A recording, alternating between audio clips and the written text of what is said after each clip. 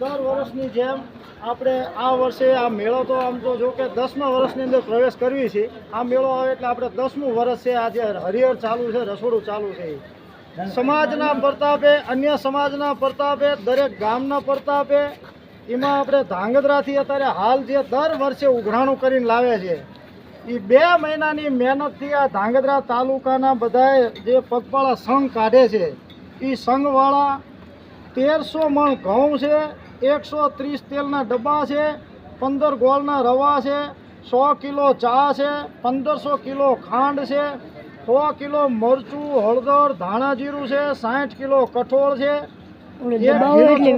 ડબ્બો છે, 20 કટ્ટા ચોખા છે અને 121 તેલના ડબ્બા છે. આ બધું ધાંગધ્રા તાલુકામાં અને ધાંગધ્રાના આજુબાજુના ગામડામાં